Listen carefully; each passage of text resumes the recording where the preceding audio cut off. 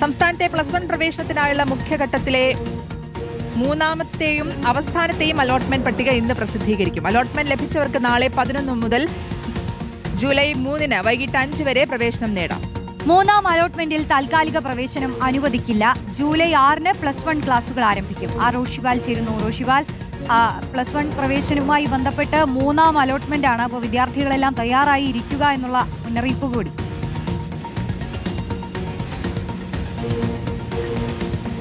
റോഷി ശ്രുതി, അങ്ങനെയാണ് +1 പ്രവേശനത്തിന്റെ അവസാനഘട്ട അലോട്ട്മെന്റിലേക്ക് കടക്കുകയാണ്. അലോട്ട്മെന്റ് പട്ടിക ഇന്ന് പ്രസിദ്ധീകരിക്കും. അലോട്ട്മെന്റ് ലഭിച്ചവർക്ക് നാളെ രാവിലെ 11 മണി മുതൽ ജൂലൈ 3 വൈകിട്ട് 5 മണി വരെയാണ് പ്രവേശനം നേടാൻ കഴിയുക. മൂന്നാം അലോട്ട്മെന്റിൽ താൽക്കാലിക പ്രവേശനം അനുവദിക്കില്ല എന്ന അറിയിപ്പ് കൂടി വിദ്യാഭ്യാസ വകുപ്പിന്റെ ഭാഗത്ത് വരുന്നുണ്ട്. അലോട്ട്മെന്റ് ലഭിച്ചവർ ഫീസടച്ച സ്ഥിരം പ്രവേശനം നേടണം. VHSE മൂന്നാം അലോട്ട്മെന്റും നാളെ മുതൽ പ്രവേശനം സാധ്യമാകും വിധം പ്രസിദ്ധീകരിക്കാനാണ് തീരുമാനം.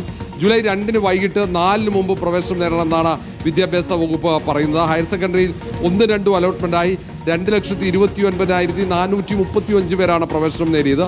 ഇതിൽ 1,43,351 പേർ സ്ഥിരം പ്രവേശനവും ഏതാണ്ട് അതിൽ മറ്റൊന്ന് ജൂലൈ 6 +1 ക്ലാസുകൾ ആരംഭിക്കും എന്ന അറിയിപ്പുമുണ്ട്. അതുകൊണ്ട് ഏതായാലും നാളെ മുതൽ ഈ +1 പ്രവേശനത്തിലുള്ള രേഖകളുമായി വിദ്യാർത്ഥികൾ സ്കൂളുകളിലേക്ക് എത്തേണ്ടതാണ് എന്നതാണ് ഏറ്റവും പ്രധാനപ്പെട്ട അറിയിപ്പാണ്. കാരണം പിന്നീട് അവസരം നൽകില്ല എന്ന് വിദ്യാഭ്യാസ വകുപ്പ് പറയുന്നുണ്ട്.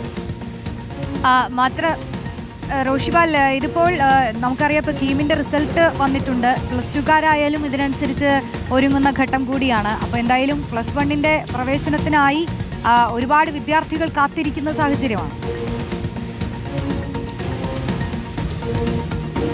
സ്വാഭാവികമായും നിരവധി വിദ്യാർത്ഥികൾ കാത്തിരിക്കുന്നുണ്ട്. അവർക്ക് ഇന്ന് അലോട്ട്മെന്റ്, അവസാനഘട്ട അലോട്ട്മെന്റ് ഇതുവരെ പ്രവേശനം ലഭിക്കാത്തവർക്ക് സംബന്ധിച്ചിടത്തോളം അത് അവർക്ക് പ്രതീക്ഷയാണ്. അതുകൊണ്ട് ഇന്ന് പുറത്തിറങ്ങുന്ന പട്ടിക അതടിസ്ഥാനമാക്കിയാകും ഈ തവണ +1 പ്രവേശനം സംബന്ധിച്ച വ്യക്തത വരിക. അതുകൊണ്ട് ആണ് പ്രത്യേകം പറയുന്നത് ഈ തവണ ജൂലൈ 3 വരെ മാത്രമായിരിക്കും +1ന്റെ പ്രവേശനം അനുവദിക്കുക എന്നത്. അതൊരു അറിയിപ്പായി തന്നെയാണ് ഇപ്പോൾ വിദ്യാഭ്യാസ വകുപ്പ് നൽകുന്നത്. ശരി, റോഷിവാലാണ് വിശദാംശങ്ങൾ.